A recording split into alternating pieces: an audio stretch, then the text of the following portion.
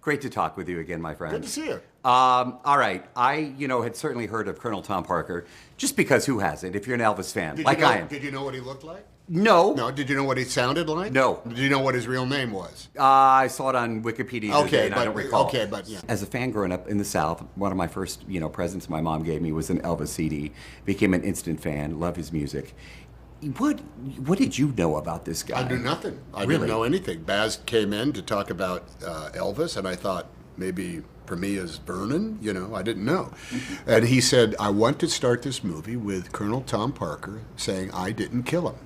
And I said, whoa, that is not the standard Elvis, rise to glory motion picture that everybody has seen 100 million times.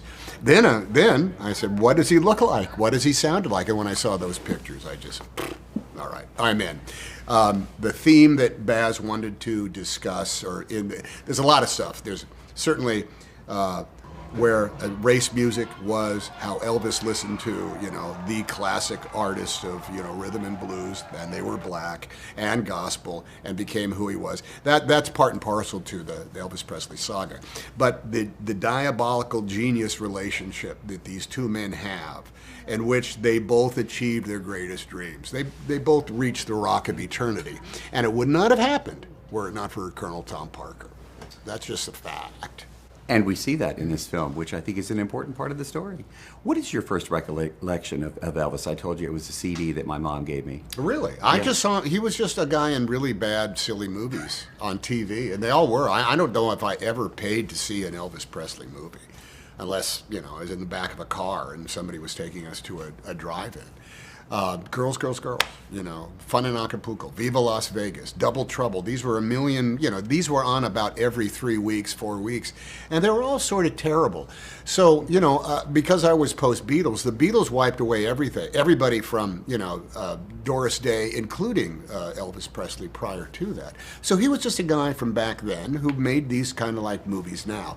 And he never permeated my kind of like, zeitgeist until he died. Now, since then, I've gone through I've had a great education on the Guralnick, the twin Guralnick volumes of that biography is a stellar compendium of why Elvis was who he was, and also why the Colonel was who the Colonel was. Do you have a favorite Elvis song? Little less conversation, little more action, please. Do you know, because I also, like I mentioned a second ago, do radio, left radio for television, now back on radio. When I worked at Dallas at Kiss FM, that was remixed and released as a single, and I played it. And I said, I finally get to play an Elvis song on the radio, and I told the record company, RCA, they sent me a nipper dog. Oh, so I have it at the that's house. Sweet. But I said, growing up in the South, there's two things. There's Elvis or your mother and Elvis that you love, and not necessarily in that order sometimes. When people find out you're making a movie about Elvis, they send you all these arcane photographs, and I have a photograph of Elvis barely hanging on to the baseball-shaped golf cart in the Houston Astrodome as they're whipping him around the warning track all the way around it as he's making his entrance. And it's like his cape is blowing, his hair is blowing. Elvis Presley at the Astrodome. I wonder what date that was, because it's locked in stone somewhere. Yeah, I don't know. We were just talking about that the other day before we came out here. All right, we're going to close with this. What is it about acting that you absolutely love so much? You're just fantastic at this. Oh, thanks. That's nice. You really are, Tom. What is it about acting that you absolutely I love? think that it is, look, I've always thought it was more fun than fun.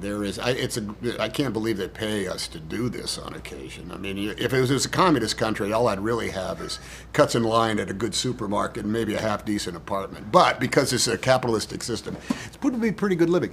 But the great fun, I will tell you this is the greatest thing about it.